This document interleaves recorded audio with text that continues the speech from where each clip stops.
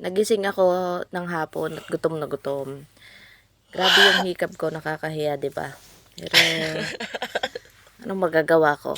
Pati ako mismo sa sarili ko natatawa na rin eh.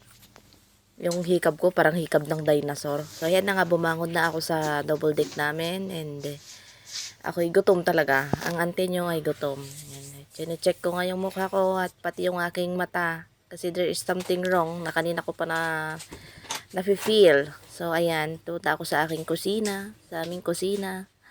And pagka-check ko nga ng aming kaldero ay doon ko napagtantong yung pagkain ko pala ngayon ay yung pagkain ko din nung umaga. At yan, dahil wala kaming gasol, di ako makapagluto. Walang choice kung hindi.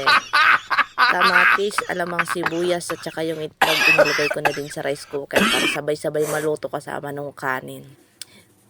At ito nga, mag-start ako kumain. Napapakamot na lang ako sa ulo. Wala na nga pera, wala pang pagkain. O, diba, char.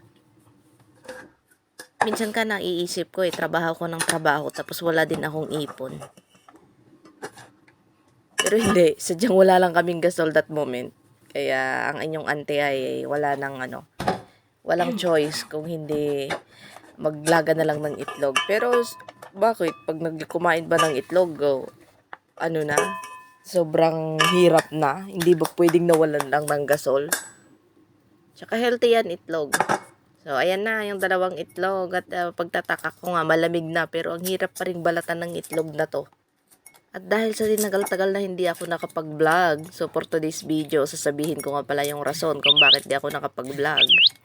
Yung aking YouTube channel ay na-demonetize. So nawalan ako ng ganang mag-vlog. Hindi ko alam kung bakit. So ayun, kailangan ko lang palagpasin yung nararamdaman ng sakit. Kasi ang sakit-sakit. Yung ginawa mo naman lahat. In-upload mo naman yung makakaya mo. Tapos madidemonetize ka lang. Saan ang hustisya, mga besh? So, ang inyong ante, nagpahinga muna dahil ang sama nga ng loob ko. Kaya sabi ko, wala nang patutunguhan tong ginagawa ko. So, ayun, tumigil ako sa pagbablog. Pero pag ngayong araw, paggising ko, sabi mo, makapag-vlog nga. So, for today's video, ayan, nagising nga ako ng hapon. And napapansin nyo, kamot ako ng kamot kasi lahat Makati. Kasi nga, wala akong ulam. Yung ulam ko ngayon, ulam ko din kaninang umaga. O yan, lagyan ko na lang ulit ng alamang. Yan. Pag minsan yung mga OFW, kailangan magtipid-tipid tayo. Lalo na pag wala pa tayong sahod. Pero sadya lang talaga na wala akong gasol, kaya hindi ako makapagluto. Kaya bumagsak ako dyan sa itlog na yan. Pero, okay lang. Bakit? Pagkain din naman ng itlog Kamatis, sibuyas, alamang, saan ka pa, di ba? Sarap yan. Tsaka isa talaga sa mga favorite ko na kinakain ay nilagang itlog. Ayaw ko ng pritong itlog pero nilaga gusto ko. Kasi yan lang yung madaling iluto ba? Alam nyo na, ang inyong ante hindi marunong magluto, kaya doon tayo sa mga madadali. So, ayun na nga, hindi ko na ipakita, gusto ko sarang ipakita sa inyo yung amazing na, yung water, basta yun, yung pipindutin mo, tapos lalabas yung tubig, yun, hindi ko alam kung anong tawag doon. At yun na nga, hindi ko alam kung bakit, itlog na nga lang yung pagkain ko, nabubulunan pa ako, yung bumibilog talaga sa lalamunan ko, yung parang ayaw pumasok.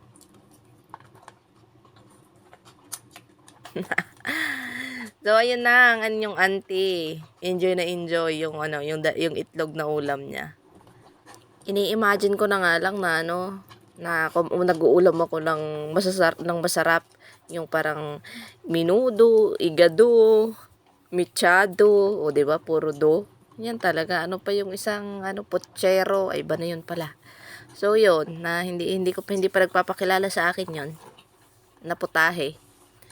Kamot ako kamot mga ka-wonder kasi madaming makakate.